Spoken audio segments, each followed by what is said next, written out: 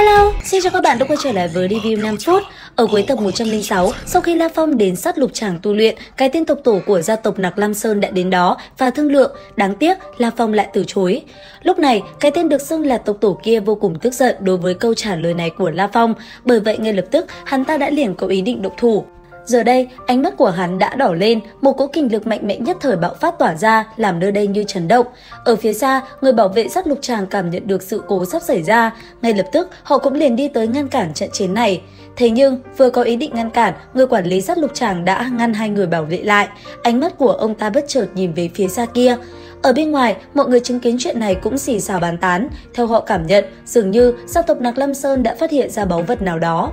Còn cái tên tộc tổ kia, sau khi hắn ta bạo phát được trong cơ thể, ngay lập tức hắn liền lao tới phóng về phía La Phong.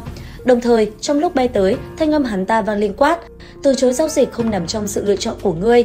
Thế vậy, La Phong cùng Hồng và Lôi Thần cũng lập tức đón đánh, lấy cước bộ như tia chớp, La Phong liền tung liên tiếp mấy cú đá về phía tinh kia. Tuy nhiên, tinh kia còn không thèm nhấc tay, hắn ta đã ngăn lại toàn bộ cú đá của La Phong đang đánh ra, chứng kiến đồng đội rơi xuống hạ phong, Hồng xuất trận. Rất nhanh, cây kiếm trong tay xuất hiện, Lôi Thần liền lao tới cùng tinh kia giao chiến, giữa không trung, từng đòn công kích như tia chớp cũng liền đánh ra. Ở bên cạnh, Hồng cũng nhanh chóng gia nhập cuộc chiến, lấy thân pháp nhanh nhẹn, ông cũng liền công kích tinh kia một cách quyết liệt. Đáng tiếc, cho dù là ba người kết hợp vây công, thế nhưng vẫn không ai có thể động được tới người của tên tộc tổ kia. Thậm chí, khi hắn ta ra tay, một vụ nổ đã ầm ầm bạo phát, làm nơi đây như chấn động. Rất may, nơi đây không bị nổ tung. Cuối cùng, sau một hồi chiến đấu, tất cả đều bị hắn ta đả thương và đành phải lùi lại. Nhìn ba người La Phong đang bị kình lực ép xuống, hắn ta gần giọng nói: "Chỉ cần dám không tôn trọng kẻ mạnh, thì đây chính là cái giá mà các ngươi phải trả." Nghe vậy, La Phong sắc mặt trở nên khó coi, còn tên tộc tổ kia một lần nữa nhìn La Phong, thanh âm hắn ta vang lên nói: "La Phong, không biết ngươi còn sống được mấy ngày, tộc của ta chưa từng xâm lược các ngươi, thế nhưng các thế lực khác cũng đã bắt đầu hành động rồi, ngươi cố mà giữ địa cầu cho tốt." Nói xong, hắn ta cũng liền quay đầu đi tới phía người quản lý nơi này. Thấy vậy, người quản lý kia thanh âm vang lên nói: "Nặc Lam Sơn tiên sinh, ba người La Phong chỉ là ba tiểu gia hỏa, nếu Nặc Lam Sơn tiên sinh bực mình, tìm một cơ hội tiêu diệt thân thể thực của hắn là được."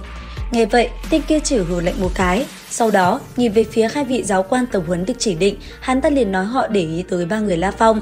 Thế, ba người cũng chỉ đành gật đầu với cái tên tộc tổ kia, còn vị giám sát, ông cũng không vui vẻ gì mà kệ tên kia lướt qua. Cuối cùng, khi hắn ta rời đi, người quản lý cũng liên giới thiệu những vị giáo quan được chỉ định cho tất cả mọi người. Rất nhanh, vị giáo quan chỉ điểm cho La Phong cùng Hồng và Lôi Thần đã liền xuất hiện. Nhìn ba người, thanh âm họ vang lên nói: "Không gian quyết chiến là nơi các võ giải thực thụ đấu, các ngươi phải cẩn thận, rất có thể người kia sẽ tìm gặp các ngươi một lần nữa." Nghe vậy, cả ba người cũng liền gật đầu, sau đó trao đổi một hồi, họ liền tiến vào sát lục tràng. Rất nhanh, một cuộc chiến giả định đã liền diễn ra. Lúc này, trước mắt La Phong xuất hiện một thân ảnh của một vị nam tử vóc người tráng kiện, cầm vũ khí trong tay, ông ta rất nhanh lao về phía trước. Thấy vậy, La Phong cũng liền cầm kiếm trong tay lao lên cùng tinh kia đối chiến. Trong không gian giả định, hai người cứ như tia chớp va chạm. Chỉ trong thoáng chốc, hai người đã lao vào giao chiến quyết liệt.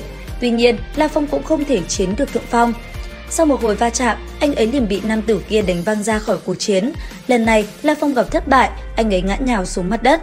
Trở ra bên ngoài, nhìn ba tháp, La Phong cũng liền nói cho cô trí tuệ siêu cấp kia biết về những thứ mình cần cải thiện. Tiếp theo, đối thủ của La Phong là một vị giáo quan nữ. Đối diện với cô ấy, La Phong rất nhanh đã lao tới công kích. Vị nữ nhân kia di chuyển cũng không chậm, bàn chân tựa như một chiếc xe đang di chuyển, cô ấy lập tức lao tới cùng La Phong đối chiến. Lấy tốc độ kinh người, hai bên lao vào nhau, từng tiếng len keng không ngừng bộc phát, tia lửa ngập trời bắn mạnh ra xung quanh. Tuy nhiên, sau một hồi, vị nữ nhân kia đã khiến La Phong phải khuất phục, nàng lên gối vào ngực La Phong và dùng kiếm trong tay kết thúc trận đấu. Lúc này, chứng kiến hai lần mình bị đánh bại, La Phong cũng rút ra phần nào kinh nghiệm. Tiếp theo, anh ấy lại bắt đầu cuộc chiến mới. Đến đây thì hết tập 107 Thôn Phệ Tinh Không. Xin chào và hẹn gặp lại các bạn trong những video tiếp theo.